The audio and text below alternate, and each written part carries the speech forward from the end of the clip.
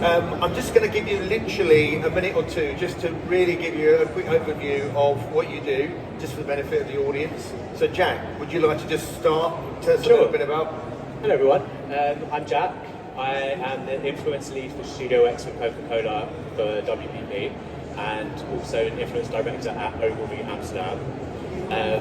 We work with generally quite global brands, focusing with, leading with Coca-Cola, also on Toyota, Sennheiser, and Sevelopa internationals.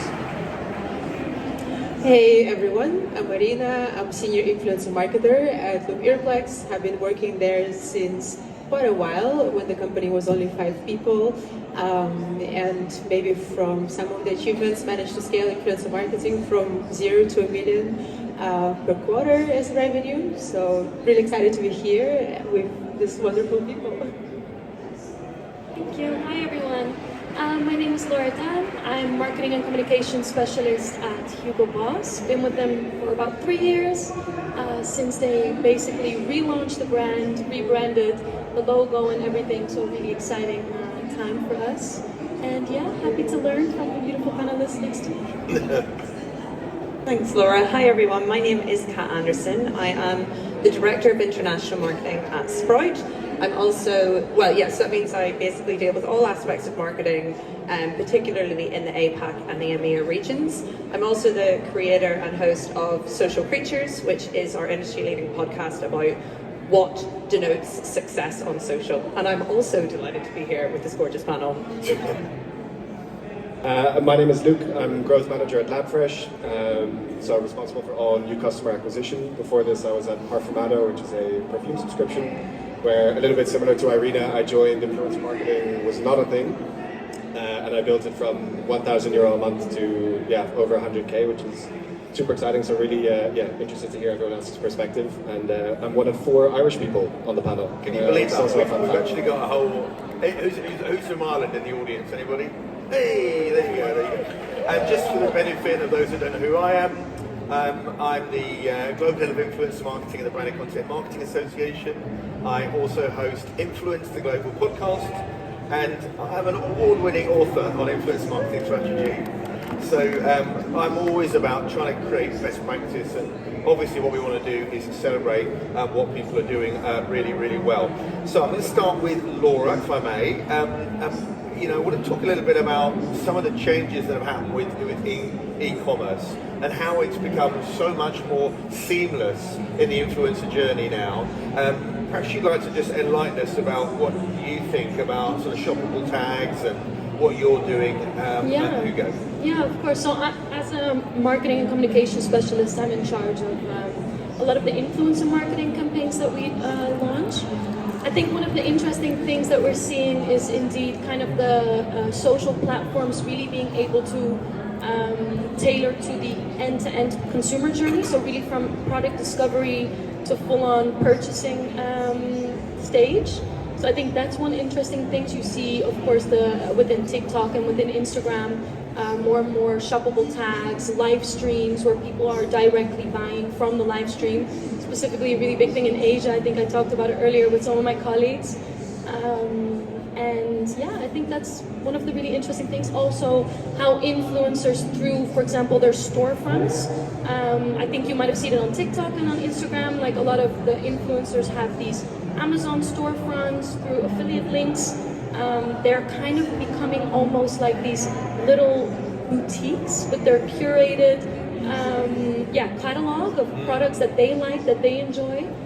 So I think that's really interesting about this particular technology. Yeah, no, absolutely, absolutely. I mean, Kat, I wanted to sort of bring you into this now. When we look at, influencer marketing is one of the most effective advertising media, isn't it? I mean, it's sort of 6 times ROAS. But I think we've still got people having this challenge about bidding for budgets. It's still a problem. What do you think is going to make it a lot easier when it comes to analytics? Yeah, I mean, I think, as you said, increasingly consumer behavior is turning to influencers and social, actually, for how they're actually discovering products and they're, as you said, Laura, actually going through to purchase. But there is, it's funny, we were talking about it just at the side there, there's still quite a lot of hesitancy on the brand side of how to actually engage with influencers, because it can be seen as extremely expensive, extremely difficult to actually measure ROI.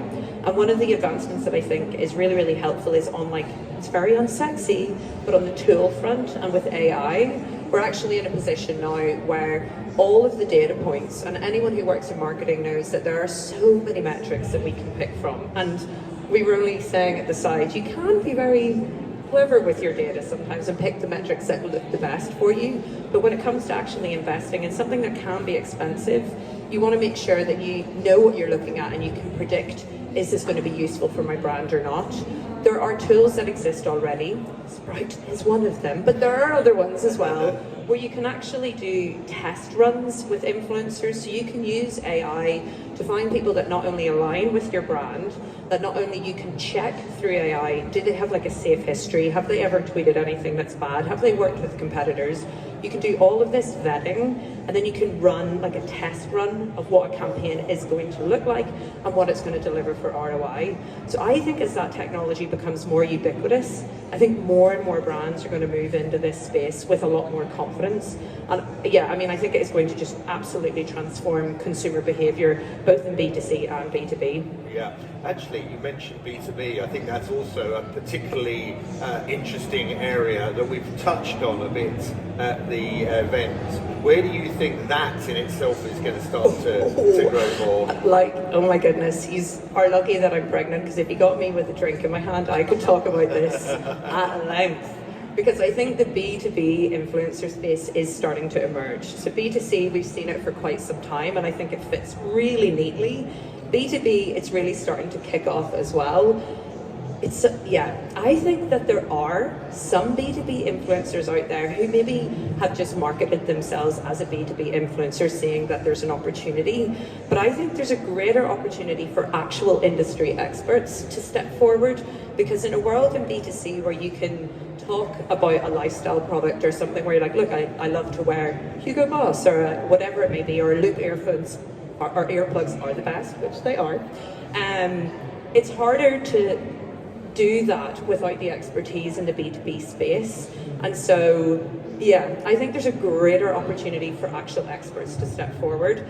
Again, this is emerging, and it's something that I think increasingly will be reflective of consumer behavior from B2C right up to B2B. So I think just to finish that point, I think sometimes, because I'm very much involved too in the B2B marketing space, and I find that some of these individuals don't necessarily want to be called an influencer or a content creator, but they have a very, very engaged audience. They may well be a speaker, an author, they may be an entrepreneur, but they don't necessarily want to be. So how do we find those people if they've not got the word influencer under their belt? Can I actually tell you the worst term that I've heard is workfluencer? Oh my. Horrendous. It's not good. But yeah, I think to your point, people who are maybe like yourself, Gordon, they are published authors, they do have podcasts. There's that level of expertise that is baked into other aspects of their work that they're doing. Again, just to revert back to in the world where there are so many influencers, again, even in the B2B space, trying to find the right people can be hard. And again, it's somewhere where technology can actually help. Yeah, no, absolutely. Luke, I want to bring Luke here. Yeah, sorry, I'm looking down. I want to bring you in now, really, and talk a little bit about micro and nano influencers, because I know that we've seen a big growth in these as being much more relatable. And perhaps how can we get them as more of a stable part of a marketing budget, so that it's like an always-on campaign, as opposed to, I think sometimes we find with brands, particularly when they're trying to sell it and pitch it internally, is we've spent this money on influencers, where's the result? And I think when you've got micros and nanos, you can tap into loads more niches, can't you? Yeah, I think it's a good point, because I think Kat already mentioned it, I think Laura too, is one of the big obstacles to doing influencer marketing is the budget. If you're starting from scratch, it can be really difficult to convince people, or your stakeholders, your CFO, CMO, I need 10K this month, I need 100K this month. And what I've seen in the last 3 years is micro and nano influencers can be a really easy way to step in, and the most obvious way is through gifting or seeding. are two very trending topics at the moment, which I personally have not done because I think the return on the investment that you get is less than it's hyped up to be, because 9 out of the 10 times you send a free product to these nano micro influencers, they're trying to get exposure for themselves, you're trying to get exposure as a brand, but 9 out of 10 don't reply, or there's difficulty in communicating with them, so it can be very difficult. But touching on Kat's point, there's a lot of new tools that are allowing you to do this at a much bigger scale with a lot more efficiency. One of the ones that I've heard about recently is called Snowball, and I think it fits perfectly to your point about workfluencers, because there's one specific guy on LinkedIn, I don't know if anyone knows, his name is Ash Mawani, he works for Olgivy. It's a supplement brand in the US. It talks non-stop about this platform, and starting to see now sponsored LinkedIn posts about it. But I think micro-influencers is a really easy way to step into the industry. If you don't have budget, you can try and work with these people for lower fixed fees or even a commission-based model, which is, I think, something we're going to talk about later. So it's an easy entry point, but it's difficult to, in my opinion, do well and get high response rates. And what about these little niche communities, though, these super niches?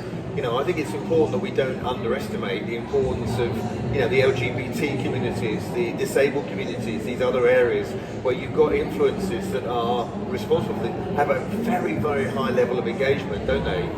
Yeah, agreed. And one of the things that I've tried to preach with influencer marketing to my teams, and when I'm doing the work, is looking at qualified audience. So I think one of the ways in which influencer marketing has evolved in the last 3 to 5 years is becoming a lot more data-driven, but it still feels very finger in the wind sometimes when it comes to who you work with, what's the post, what's the feed.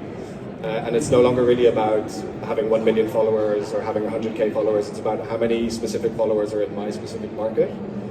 Whether that's, for me at Labfresh, that's now Dutch men in the Netherlands, but for earplugs, it could be someone in Argentina. It's no longer about just overall followers, it's about qualified audience. And I think, when you talk about these specific niches, they can have huge impact in that niche with your audience that live and breathe what you're trying to talk about. Absolutely. Okay, and let's move the subject on. Jack, I really want to talk to you about some of the stuff that you're doing at Ogilvy, particularly understanding localization. And now we've got a lot of AI tools out there as well, and this is such an important thing. What works in one market doesn't necessarily work in another. And how do you see that growing over the next few years? Yeah, absolutely. It's something that we are facing more and more issues with. And we kind of find ourselves in a bit of a sort of paradoxical situation with it, in that the bigger the brand, the more the need for these platforms or new softwares or new ways of working, but the harder it is to integrate into their existing workflows to get the most out of them because they're so big, right? And it's a bit trial and error. I mean, certain brands are active in every market. You might find that smaller markets and bigger markets have a different use for the brand, but are providing the same amount of input into it for the learnings overall. So I think we're kind of at a stage where the price and the accessibility of these platforms is becoming a bit more open and a bit more free. So we're seeing smaller brands having the option to be able to use them, which is great, because it's kind of been monopolised by the bigger brands, so the platforms are kind of changing the way they work to be able to adapt specifically for them, which is kind of segregating the market a bit more. So it's an ongoing challenge, and it's been a bit of a struggle, especially for WPP and Ogilvy in general.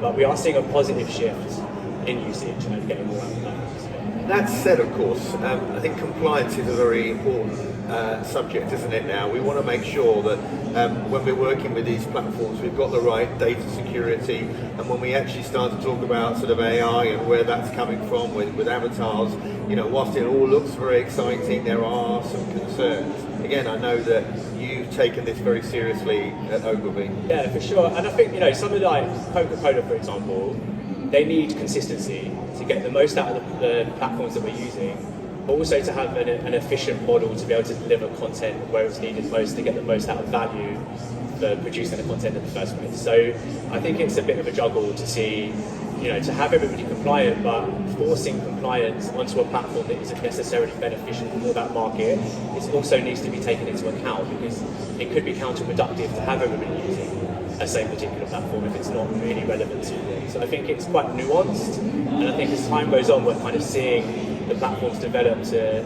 cater to those nuances. But it's going to take time, I think. know, and I think it is still down to a bit of trial and error, and unfortunately it will be, we're not going to fix it until it's broken, so people won't make changes until something kind of goes wrong. Absolutely. I kind of say that. Irina, I want to bring you in now, and obviously when it comes to working in different markets, one of the things that's really fascinated me is what's happening in Asia, and of course even in the States. What we need to realise, it's really following on what we're talking about with localisation, is content doesn't always work the same in different countries, does it? Perhaps you'd like to sort of share your thoughts and maybe some examples of that. Yeah, that's definitely an interesting point, and also what you mentioned. Localization is really important. It's so important to understand every market and how influencer marketing works in all of those markets. We do influencer marketing in North America, in UK, Australia, well, actually globally, most of the cases, but then we also have a team member who is based in Jakarta, and she's in charge of Southeast Asia, of India, Japan. But even that is so different and challenging for her, because every day she needs to switch every 2 hours from how does influencer marketing work in Japan. And for example, if in North America we talk about influencers sharing their experience with wearing earplugs as a parent or as a neurodivergent, and that really helps them to navigate their life. In Japan, it's such a taboo topic, and influencers immediately say, no, sorry, we can't, that's horrible, they're gonna think that I'm a bad parent. And then in India, it's also a really different world. Influencers there, they have insane engaged audience. They're really excited about different brands and the products, but then if for us as a brand, it's one of the only sources of truth to track the success of influencer marketing is for the discount codes. In India, they don't want to use the discount codes, so then how do we prove the success of those campaigns? So every market is so different, and we're still figuring our way around it, but we really learn from the success stories, and we create small milestones for each market because otherwise, if you say that, well, our ROAS in North America are times 10, you cannot implement the same mentality for influence marketing for Japan, India, Southeast Asia, or even European markets. I think it's really important what you say as well. It's another, we've heard it earlier today, is realising that don't just think about influencers as mediumized, bring them into the conversation earlier, particularly if you're testing out new markets, and say, look, this is what we want to try and do, what's your view? And they become part of that process, not necessarily just the activation. You use their expertise as much as anything else. No, that's really, really interesting. Laura, I really want to bring you into this now, really.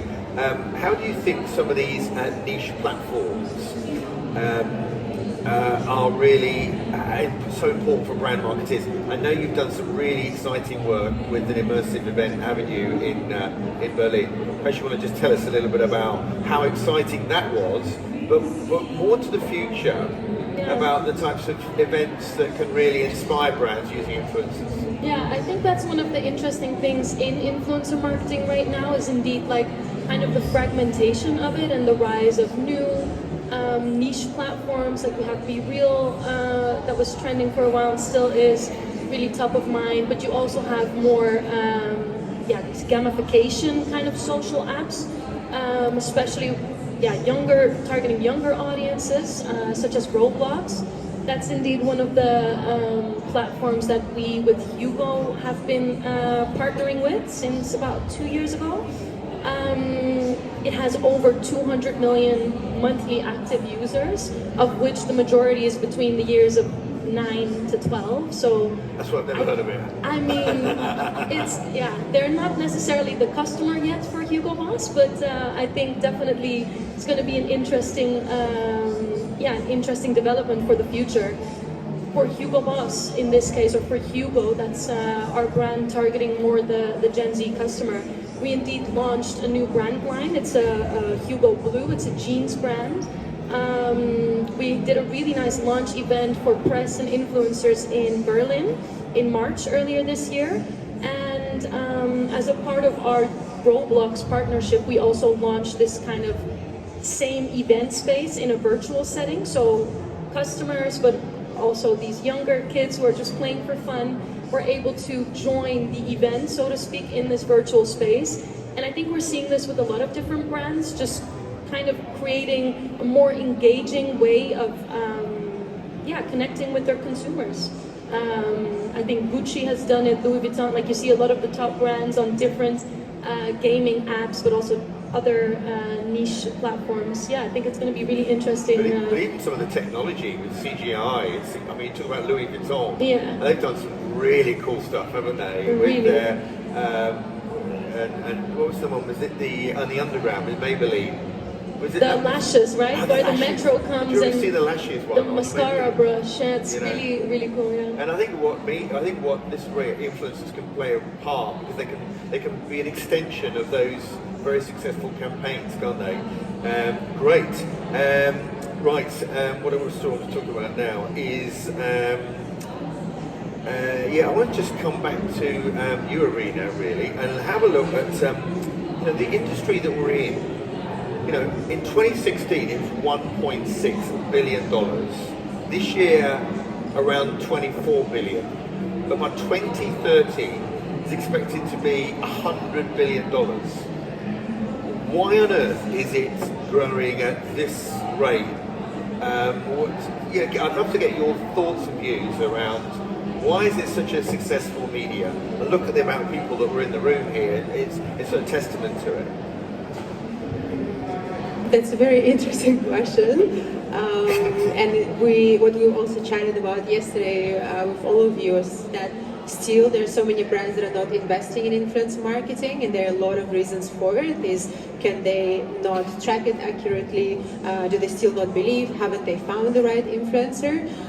Also touching on what you said of like micro nano influencers, even they start charging quite a lot of money. I think especially in the Netherlands, it's if they hit 10,000 followers, they're immediately signed by an agency, and then you're struggle. So for brands, understanding that influencer marketing is not a cost for your brand, but actually a revenue driving channel. And if once you see that some of your campaigns overall can bring you ROAS of times 5, times 10, times 30, and we had this also example, we launched a campaign in Spain recently, which is a very different angle. It's an influencer that works in a car repair shop, and that content went totally viral. We did not test that type of content at all. Fully creative freedom. He was obsessed with the product, and it brought the ROAS of times 30. So I think once you see these success stories from other brands, and don't try to replicate what other brands are doing always, because for every brand, influencer marketing works totally differently. If for a lot of brands working with celebrities works, for somebody it doesn't, and you just need to look at influencer marketing in a more 360 and holistic approach, because it doesn't only affect your revenue numbers that you immediately see tomorrow maybe, or in a week time, in a month time. It really impacts you as a brand as a whole, and maybe you're not gonna see it that your social following grew immediately overnight, but over time, yes, it really affects what people talk about you, who talks about you. One influencer talks about you, and there's 10 more tomorrow will also be talking about you. So it's also about building a brand, isn't it? Building a brand using influencers. This is what I was talking about earlier, is the importance of always on campaigns and not just having this sort of one size fits all.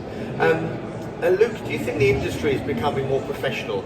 Do you think if we go back, and I can remember, it was seen as very much a Wild West.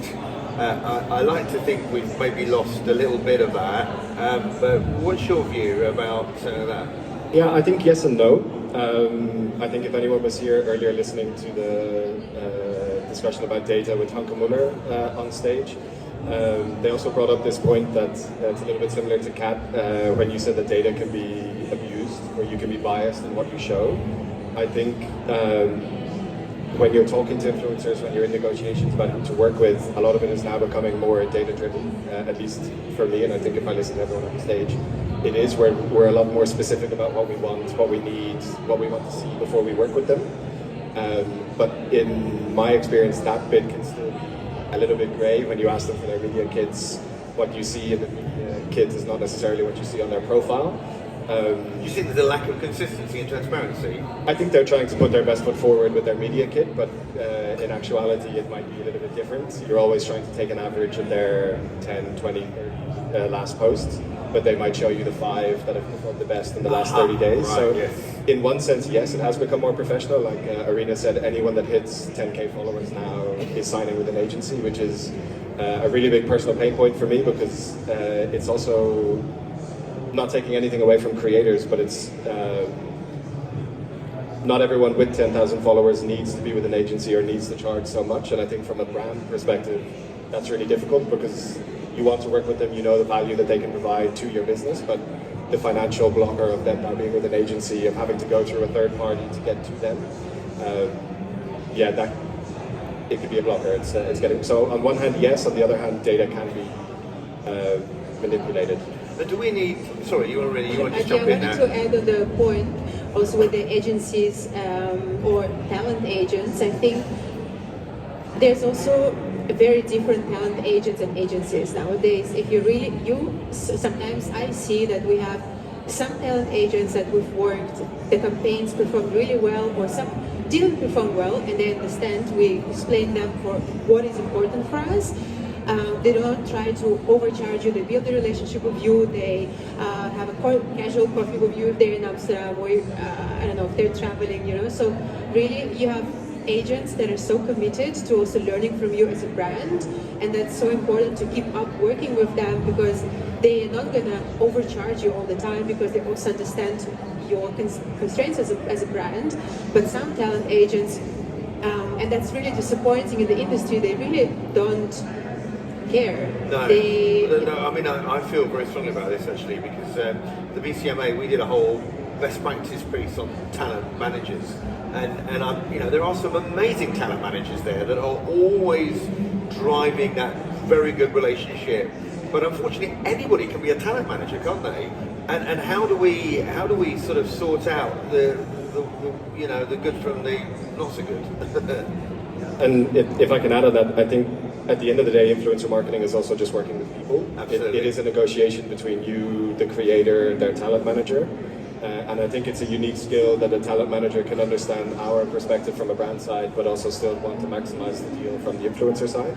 And I don't know if anyone else has this experience on the stage, but from the talent managers I've worked with, it tends to be marketers that have worked brand side that always have the most understanding and want to work with you and want to make it work. They're still going to get the best deal that they can for their influencer, but they at least understand the financial restrictions. Because you've got some creators out there that have got a great audience builders, great content creators, but not necessarily don't have that business acumen and commercial expertise, which of course many of you have. Kat, you want to jump in?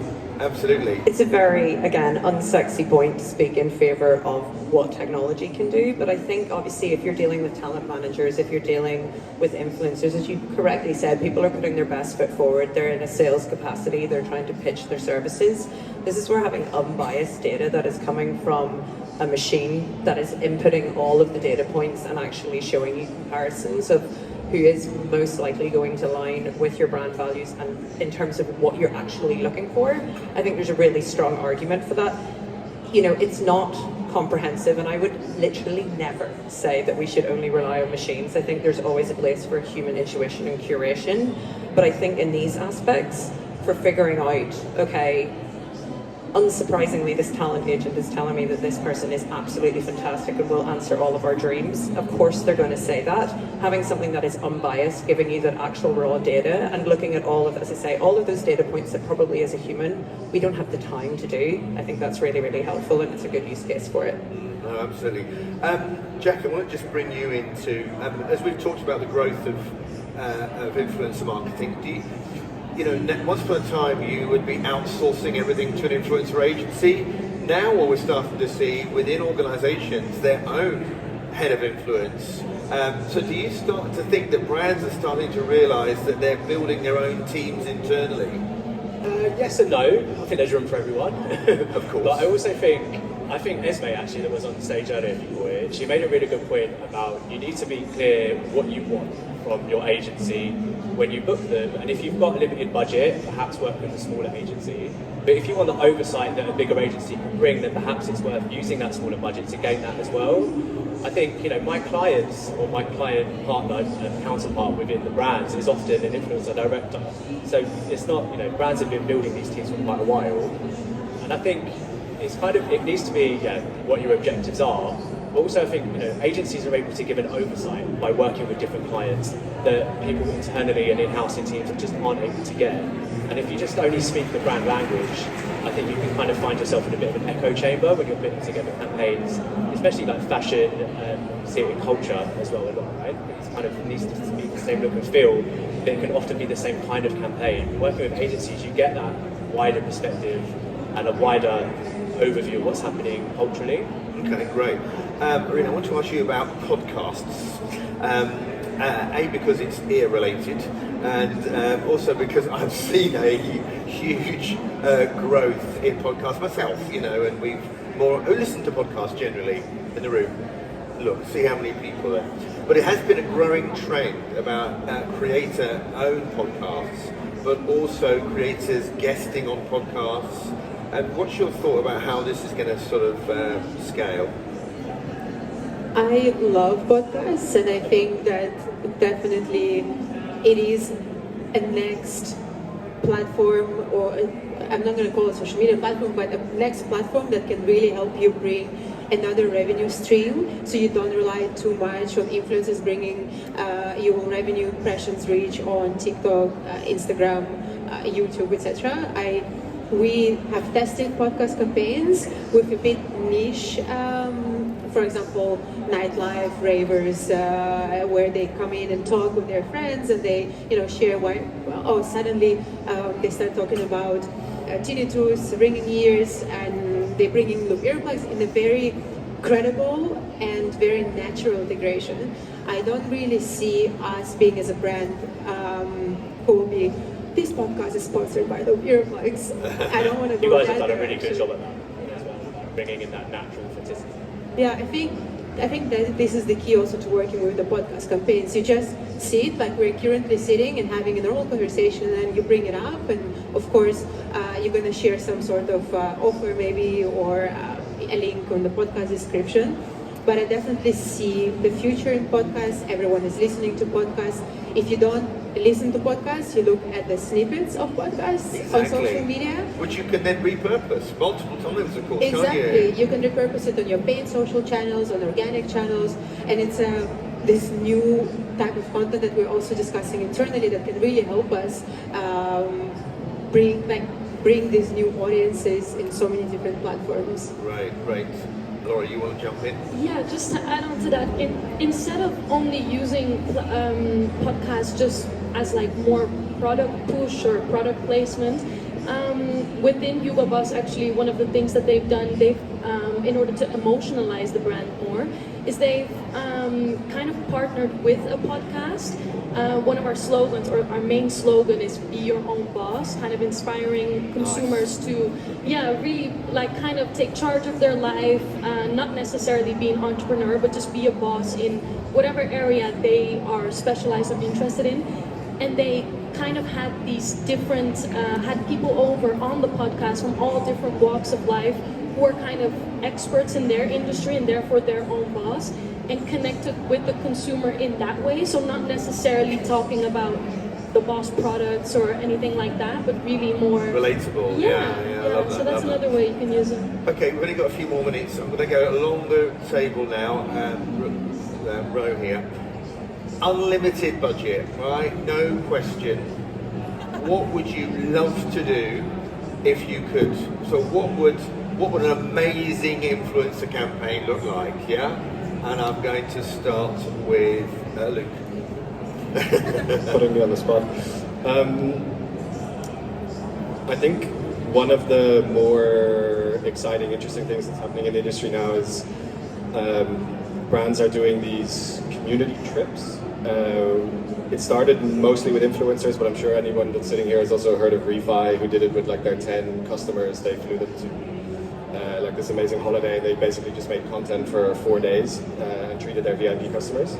I think if I had an unlimited budget to do an influencer campaign, I would do something around a trip that involved also customers and brand building, because I think some of the fastest growing brands at the moment are in this space. They're bringing the customer into product development, into brand co-creations. They're launching events with their influencers. Represent do this really well, the clothing brand from the UK, with their run clubs. Refi did it with customers. I would love to do a trip that blends customer and influencers. Love that. Great. Kat. Okay, I have 3 things that I'll rattle through very quickly. As I mentioned, I think in the B2B space, there's a lot of people who are saying they're B2B influencers, but they honestly leave me a little bit cold. You check out their LinkedIn profile and they don't really have the expertise. So I would like to find a way. We found on our podcast, like actually speaking to people who've got that built-in expertise, to the likes of, we've had Patagonia, National Geographic, Architectural Digest, people who are doing genuinely really interesting things, finding a way to find these industry experts and develop a little bit of an influencer relationship with people who don't primarily identify as influencers, I think would work well in B2B.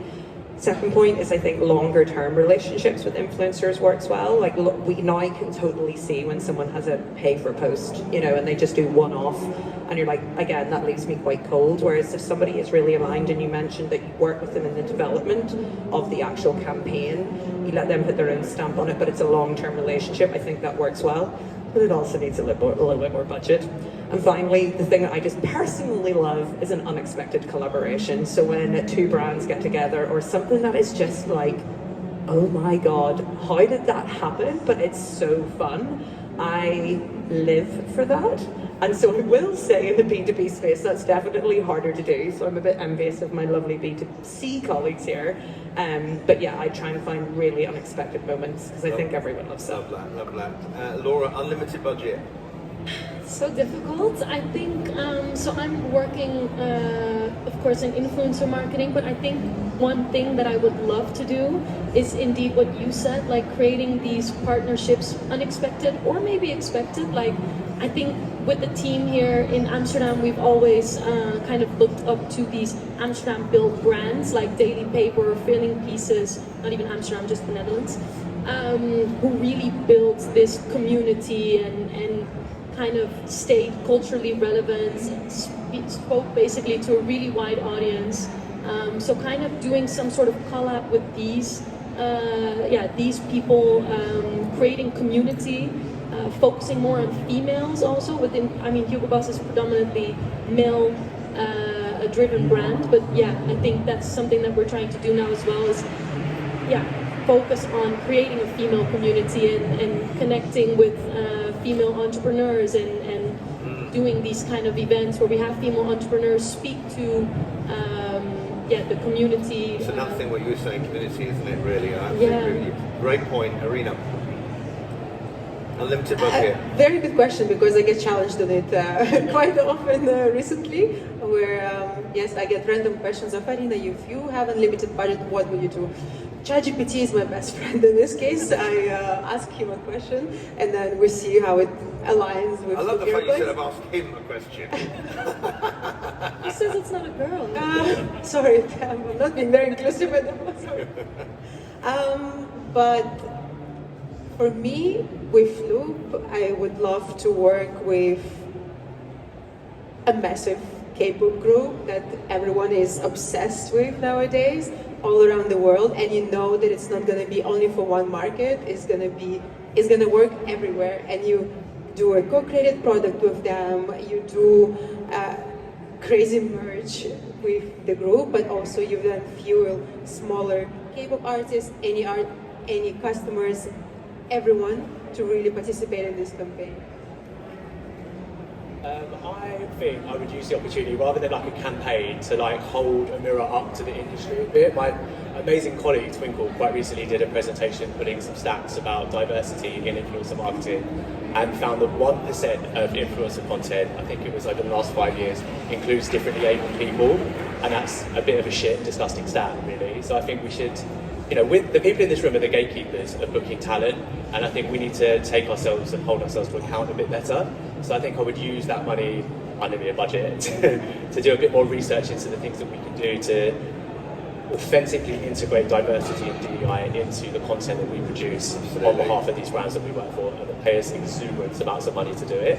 I think the onus really is on us, so I think we should do a bit of self-development. Love that. Great. I think we're out of time, aren't we? 1 or 2 questions. Okay. Would anybody like to ask any questions around panel? Lady in the middle there was first.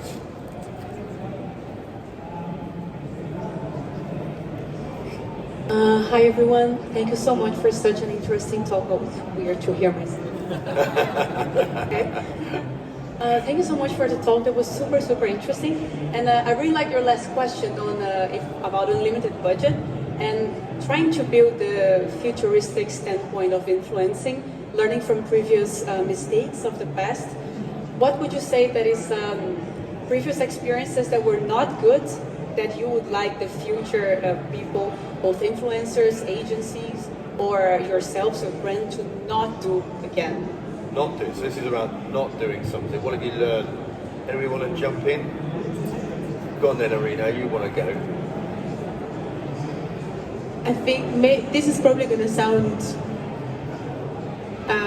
like a cliche, or I'm not sure, but please do not delay payments to influencers. And why do they do that? I mean, that sounds crazy. Why would you literally take 90 days to pay a creator, given their audience? And if I was seriously miffed with a brand that hasn't paid me, it's called an unattractive post for that brand. Be flexible in your payment terms. Absolutely. Even if you're so fixated on specific 60-day, 90-day payment, it's outrageous. It's the same as imagine your salary is going to be delayed by 3 months. Exactly and right. then you want to keep the relationship with them, you want to keep on working, don't delay the payments. Absolutely. Good point. One more. Gentleman down the front. Hi, thank you so much for the talk. So there's a lot of a challenge that I'm facing. So I'm with JVDB Studios, and we have 2 main influencers that I manage. One is Quibble Cop, who is an established gaming influencer with about 15 million followers. The other, which is where the challenge is a virtual influencer. So it's a VTuber called Blue. It still has good numbers, about 2 million followers. But when it comes to brand partnerships, I really find it challenging to bring brands to partner with a virtual influencer. So the question to the panel is, how can I actually build confidence on newer, innovative properties like a virtual influencer, VTuber like Blue? Well, we can ask that. But I mean, if you look at little Michaela, for example, you know, she's got, what, 3.5 million or so followers already. You know, we follow cartoon characters, don't we? And we follow Marvel and people like that. I think it's just about getting used to that more than anything else. But anyway, what would you guys want to say? Well, I would think this is, I mean, I can completely understand that you're facing this problem, because I think the hesitancy around human influencers already exists. So if you're dealing with people who are not human, of course people can be like, why on earth would I invest in this? And it's so funny that this entire talk I keep talking about the value of data, because it's really not who I am. I'm a creative and I try to be more aligned with that side of things, but I do think sometimes difficult conversations when it comes to investment, revenue, and anything that's sort of like, well, it's sometimes a little bit of a harder topic for marketing pitches. Grounding it in data is where you will see success, because I think as marketers, we can understand and see potential a lot easier than potentially the people who are holding the purse strings. And so you just need to speak to them in a language they understand. So creating the parameters around, okay, we have this virtual influencer. I know that seems crazy, but here are the figures, here are the numbers, here's the projected return on investment that you're going to get here. I think ultimately as well is pointing out that even if you are following a cartoon character or an AI, there are still humans behind that, right? You're still doing business with a person. So whilst it is like an avatar that you're dealing with, yeah, it's trying to pull it all back down into a way that they can understand. And unfortunately, this means we have to talk with finance types and be Dr. Business. Great. Okay, thank you so much, everybody.